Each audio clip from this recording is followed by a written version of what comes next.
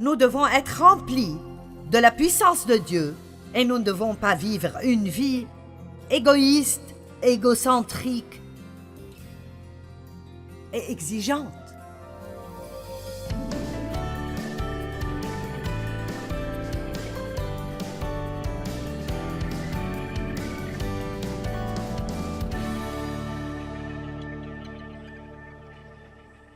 Vous savez, ce problème du soi a commencé dans le jardin. Genèse chapitre 3, versets 1 à 8. Je ne vais pas le lire, mais Adam et Ève étaient bien tant qu'ils faisaient ce que Dieu leur avait demandé de faire. Et puis l'ennemi a montré quelque chose à Ève qu'elle n'avait pas. Il lui a dit que sa vie serait mieux si elle l'avait, même si Dieu lui avait déjà dit qu'il ne fallait pas l'avoir. Ils voulaient pour eux-mêmes ce que Dieu ne leur avait pas donné, et ils ont mis leur volonté au-dessus de la sienne. Le diable a dit, « Eh bien, ce fruit est bon. Vous saurez plus. Vous serez comme Dieu. » Vous savez quel était le résultat? Ils ont perdu leur revêtement divin. Soudainement, ils ont réalisé qu'ils étaient nus. Ils ont essayé de se couvrir, ont fait des œuvres de la chair, et ils ont fait face à la peur pour la première fois de leur vie, et ils se sont cachés. Et je crois que c'est exactement ce qui se passe avec nous quand nous vivons avec des tas de cochonneries dans notre vie que nous savons ne pas être justes. Maintenant, aucun d'entre nous n'est parfait. Remercions Dieu d'avoir un sauveur. Remercions Dieu pour le pardon. J'en ai besoin de 100 fois par jour. Je suis reconnaissante pour le pardon, mais ce dont je parle aujourd'hui est de juste continuer avec les choses que vous savez être mauvaises et de ne pas travailler avec Dieu. Ça nous prendra du temps pour obtenir des percées dans les choses auxquelles nous sommes attachés, mais l'état de notre cœur est très important. Dieu, je veux être qui tu veux que je sois. Je veux me comporter à ta manière. Et puis vous étudiez, vous passez du temps dans une bonne atmosphère et vous priez. Et je ne pense pas qu'il y ait une personne dans ce bâtiment ou n'importe où qui peut me dire qu'il est sous esclavage. Tu as obéi à Dieu pendant 20 ans, mais tu es toujours sous le même esclavage. Je suis désolée, mais je ne crois pas cela. Je ne peux pas trouver cela dans la Bible. Je crois que si je suis sous esclavage et j'entre dans une relation avec Dieu, et non seulement juste être sauvé comme une assurance incendie pour ne pas aller en enfer, mais vouloir vraiment vivre une vie avec Dieu où j'invite le Saint-Esprit dans ma vie. Change quoi que ce soit dans ma vie qui n'est pas comme tu le veux. Allez, j'appelle les personnes aujourd'hui qui sont prêtes à grandir, à devenir matures et à être tout ce que Dieu veut que nous soyons. Amen. Je dois croire que j'ai eu le bon groupe. Si vous n'étiez pas sérieux, vous ne seriez pas ici un samedi matin. Je sais qu'il y a ici beaucoup de personnes qui ont de différents niveaux de maturité spirituelle, qui nous regardent à la télé, mais je vous dis juste que Dieu a une vie pour vous qui est vraiment incroyable. Et vous ne voulez pas manquer ce que Dieu a pour vous. Je veux dire la paix, la joie, la vertu, l'espoir, la puissance, les bonnes choses que Dieu veut faire pour vous. Ne soyez pas une des personnes qui poussent les limites autant qu'ils peuvent et espèrent entrer par la porte arrière du ciel. Je ne veux pas être en maternelle lorsque j'arrive.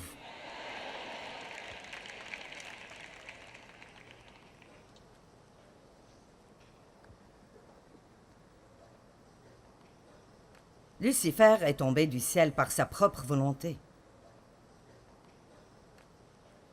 Regardons Ésaïe 14, 12 jusqu'à 15.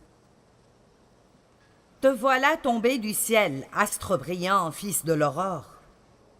Tu es abattu à terre, toi le vainqueur des nations, ô sacrilège, roi satanique de Babylone. Tu disais en ton cœur, je monterai au ciel, j'élèverai mon trône au-dessus des étoiles de Dieu. Je m'assiérai sur la montagne de l'assemblée à l'extrémité du septentrion. Je monterai sur le sommet des nues. Je serai semblable au Très-Haut.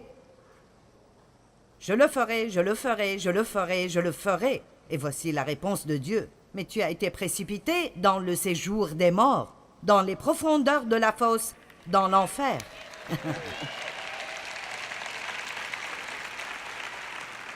Alors nous devons juste comprendre que si nous l'aimons ou pas, Dieu est en charge. Et si nous faisons ce qu'il nous demande de faire, nous serons heureux et bénis. Et si nous ne le faisons pas, nous manquerons quelque chose. Nous manquerons quelque chose. J'aurais pu rester là où j'étais. Maintenant, je réalise que c'était quelque chose de mineur. Vous entendez toutes mes petites histoires au sujet de retourner mon chariot au supermarché et faire toutes les petites choses que Dieu m'a appris à faire. Je ne suis pas allée à un collège biblique, mais je suis allée à l'école du Saint-Esprit. Et c'est le genre de... Écoutez-moi, c'est le genre de relation intime et personnelle avec Dieu, ou même si vous faites les courses ou vous discutez avec des gens ou quoi que ce soit et vous entendez de Dieu que ce n'est pas ce qu'il veut que vous fassiez, que juste pour lui, non pas pour être bien vu parce que personne ne sait que vous l'avez fait, mais juste pour Dieu, vous ferez ce qu'il vous demande de faire et vous commencerez à développer une intimité avec Dieu qui est précieuse dans votre vie de tous les jours. Et je sais que ce genre de choses vous arrive. Il m'arrive tout le temps. Parlons juste des chambres d'hôtel. La plupart d'entre vous en ont probablement pris une. Est-ce que vous en avez pris soin, comme vous auriez voulu que quelqu'un prenne soin de la vôtre? Je l'espère. Vous dites, bon, de quoi est-ce que tu parles? Nous payons pour qu'il la nettoie. Je n'ai pas dit que vous devez la nettoyer et faire le lit, mais voici un exemple. Ce matin, j'ai fait tomber un couvercle de mon café et il n'est pas tombé dans un endroit pratique. Il est tombé près de la chaise, presque derrière. Et je me suis baissée et je l'ai ramassé. Bien, il y avait de l'eau dessus qui est tombée sur le plancher de bois. Et vous savez, pour un moment, j'ai pensé...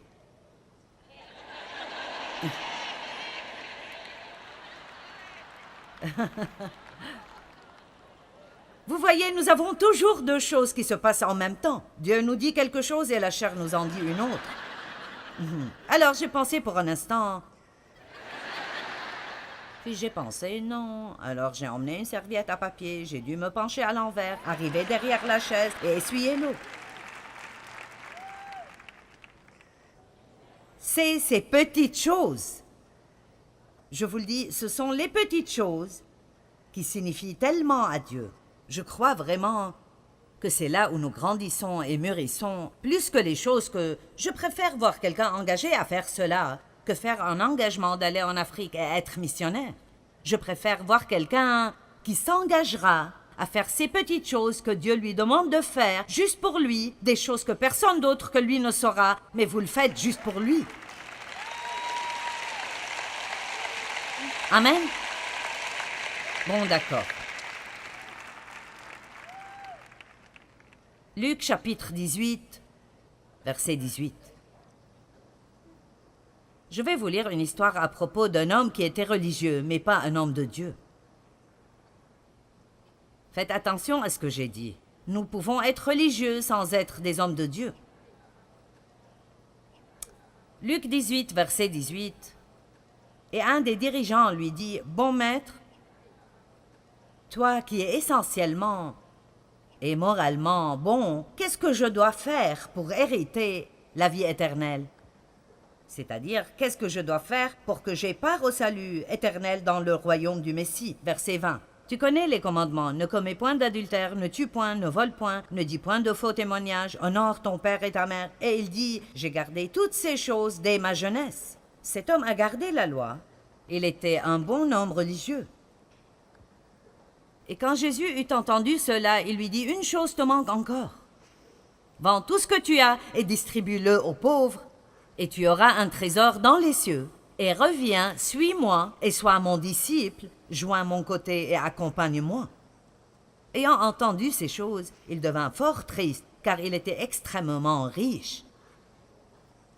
Et Jésus, voyant qu'il était triste, dit qu'il est difficile aux riches d'entrer dans le royaume de Dieu. Il est plus facile qu'un chameau entre par un trou d'aiguille qu'un riche n'entre dans le royaume de Dieu.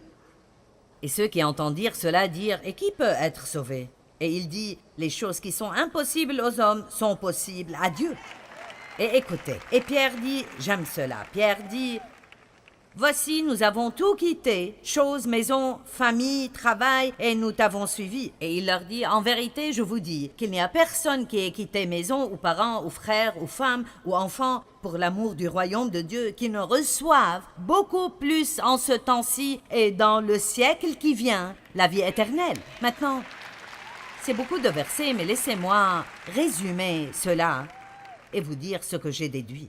Voici cet homme qui a suivi toute la loi. Vous pouvez aller à l'église et avoir votre autocollant. Vous pouvez mettre vos offrandes et assister à la porte.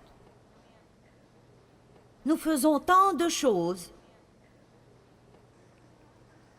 juste à cause des directives et des règles et ce que nous pensons que nous devons faire. Ça ne veut pas dire que nous avons des mauvais cœurs, mais maintenant Jésus vient et il n'essayait pas de prendre tout l'argent que cet homme possédait. Quand vous lisez aux gens ce verset à propos de donner ce que nous possédons aux pauvres, c'est juste comme... Jésus n'essayait vraiment pas de prendre tout ce que cet homme possédait. Il savait que ce type avait un problème avec son argent. Alors, il lui a demandé de donner parce qu'il savait que l'argent était un obstacle entre eux deux. Donc, parfois, Dieu va devoir nous secouer dans une zone qui est un peu trop importante pour nous. Et il y a un peu de secouement qui va devoir se passer pour voir si nous devons abandonner une chose. Est-ce qu'on pourrait le faire si on devait le faire pour l'amour de Dieu? Et si le jeune homme l'aurait fait? Jésus dit à ses autres disciples qui ont dit « Bien, nous avons abandonné ceci et cela, et nous ?» Et il a dit « Vous n'abandonnez jamais rien sans obtenir quelque chose de beaucoup mieux dans cette vie et obtenir quelque chose dans le monde à venir. » Alors je ne peux même pas imaginer ce que cet homme aurait eu s'il avait fait ce que Dieu lui avait demandé de faire et avait dit « C'est à toi Dieu. Si tu le veux, cet argent n'est pas aussi important pour moi que tu l'es. Si tu le veux, le voici. » Je veux dire que cet homme aurait reçu beaucoup plus avec joie. Mais comme cela était, il a gardé l'argent qu'il avait sans joie.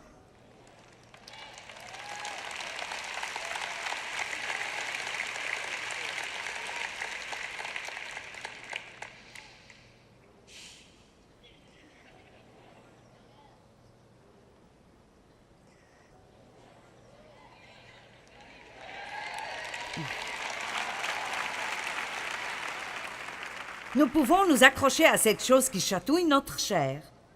Et nous pouvons la garder et ne pas avoir la joie.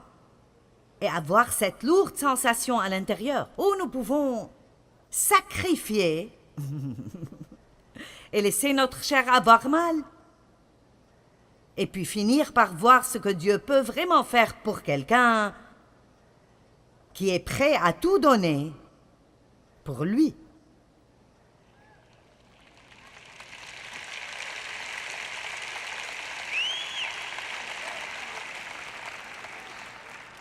Maintenant, dans Luc chapitre 10, il y a une autre histoire merveilleuse. En fait, Luc est un livre magnifique dans la Bible. Il y a tellement de choses formidables dedans. Luc chapitre 10, verset 25. Un docteur de la loi. Maintenant, c'est un homme intelligent. Alors nous venons de voir un homme religieux qui n'était pas un homme de Dieu, et maintenant nous allons voir un homme intelligent qui n'était pas très sage. Et voici un docteur de la loi se leva pour l'éprouver et dit « Maître, que faut-il que je fasse pour hériter de la vie éternelle ?» Et il lui dit « Qu'est-il écrit dans la loi ?» Il dit « Tu aimeras le Seigneur ton Dieu de tout ton cœur, de toute ton âme, de toute ta force et de toute ta pensée et ton prochain comme toi-même. » L'homme ne voulait pas faire ça, et il a donc pressé un peu plus et a dit « Et qui est mon prochain ?» Et puis Jésus raconte l'histoire d'un homme qui a été attaqué par des voleurs et qui a été jeté sur le côté de la route et était en train de mourir, et un homme religieux est arrivé et est passé de l'autre côté de la route. En fait, c'était un prêtre. Et puis un autre homme religieux est arrivé, un lévite, et est également passé de l'autre côté de la route. Et puis un homme tout à fait ordinaire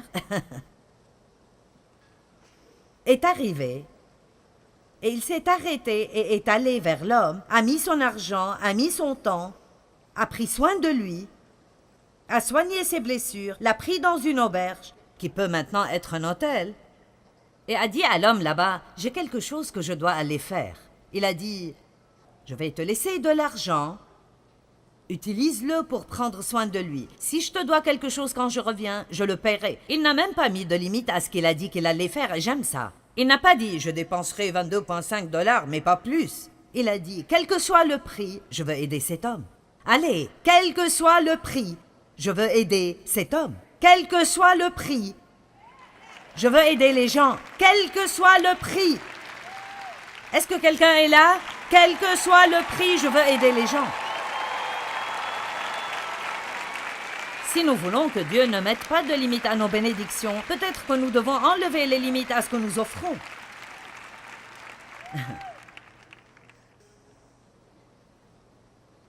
Peut-être vous donnez une offrande jeudi soir et puis pendant les autres temps d'offrande, vous pensez « Bon, je ne pense pas que j'ai besoin de donner de nouveau. »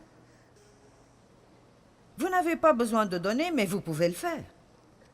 Je donne à chaque fois. Je ne dis pas le vendredi « J'ai prêché hier soir, alors je ne pense pas que je vais prêcher aujourd'hui. »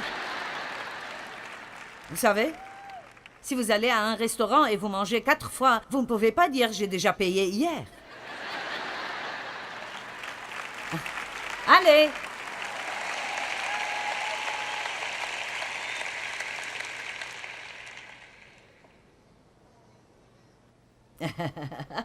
Merci.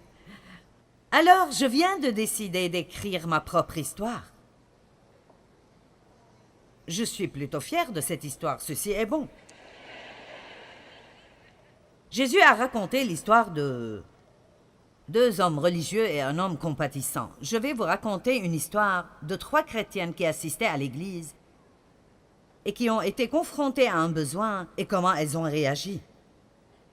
3 chrétiennes qui assistent à l'église et qui chantent les louanges connaissaient tous une femme dont le mari la quittait avec ses 4 enfants qu'il ne soutenait plus.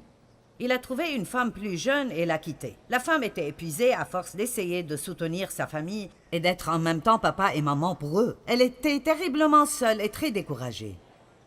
Femme chrétienne numéro 1, en considérant les difficultés de la femme, dit « Je vais prier pour elle. » Et cela était une bonne réaction religieuse. Femme chrétienne numéro 2 dit « Je me demande ce qu'elle a fait qui a mené son mari à quitter avec une autre femme. Il doit y avoir quelque chose. » Bien, tout ce que femme religieuse numéro 2 a fait est d'offrir son opinion sans même aider.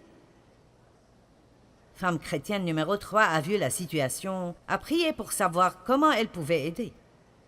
Dieu lui a donné l'idée de payer le loyer de la femme pour un mois, et elle a décidé de le faire, même si cela voulait dire qu'elle ne pourrait pas acheter la nouvelle tenue pour laquelle elle économisait.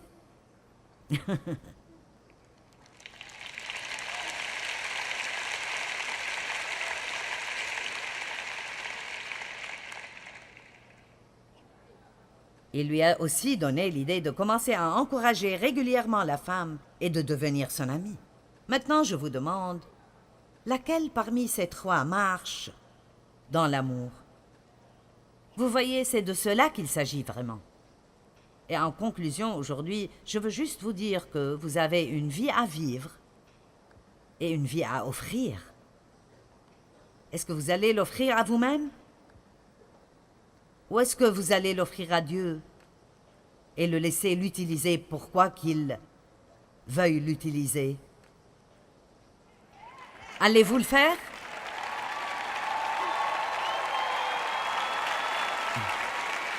Et j'aimerais faire une suggestion aujourd'hui. Beaucoup d'entre vous ont probablement vu le film The Bucket List et c'est devenu une mode.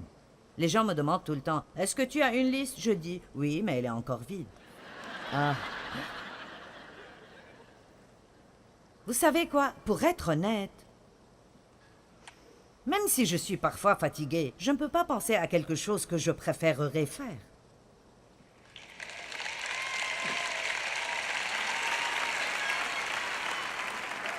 Je veux dire, j'ai essayé de vivre pour mon propre bonheur et je fais des choses que j'aime faire. Vous savez, Dieu prend soin de nous, mais c'est comme... J'ai décidé d'avoir une nouvelle liste. Et donc, j'ai une suggestion pour vous aujourd'hui pour une nouvelle liste. Commencez une liste, Mais ne la remplissez pas de choses que vous voulez faire avant de mourir, mais remplissez-la de choses que vous voulez faire pour d'autres personnes avant de mourir. Amen. J'aime cela. Ayons une nouvelle liste. Bon Seigneur, je voudrais dessiner un sourire sur 3 visages aujourd'hui. Je voudrais être un encourageur. Un jour, je voudrais acheter une belle nouvelle garde-robe d'été à une femme qui n'a pas eu de nouveaux habits en 5 ans. Vraiment?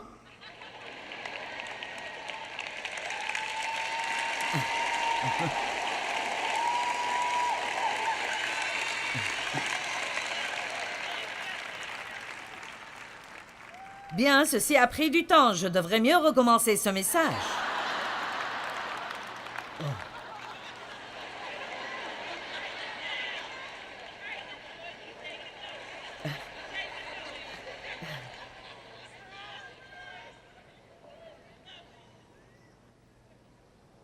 Pourquoi ne croyez-vous pas que Dieu est capable de vous donner un portefeuille rempli de billets de 20 $ ou de 50 $ juste pour que vous puissiez bénir des gens?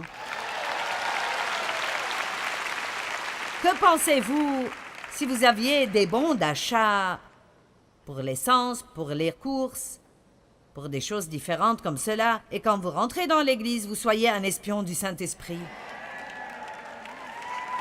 Allez!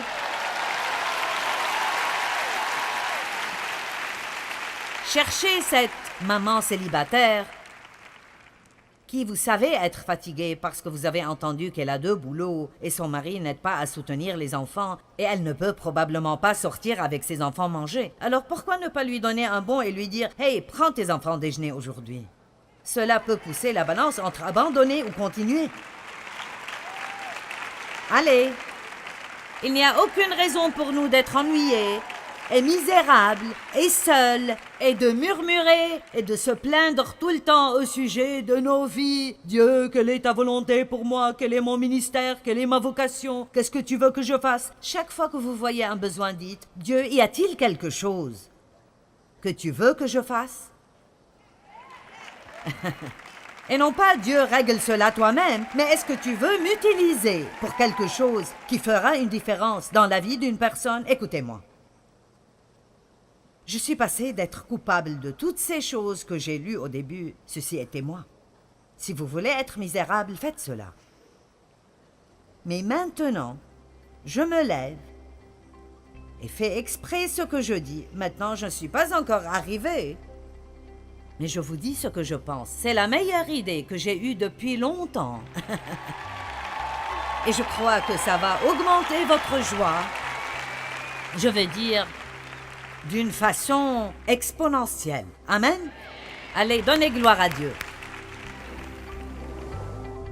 Vous savez, j'étais une chrétienne malheureuse pendant si longtemps. Et Dieu a dû m'apprendre que j'étais malheureuse parce que j'étais égoïste. Oui, vous pouvez être des chrétiens égoïstes et égocentriques, mais nous n'avons pas besoin de l'être.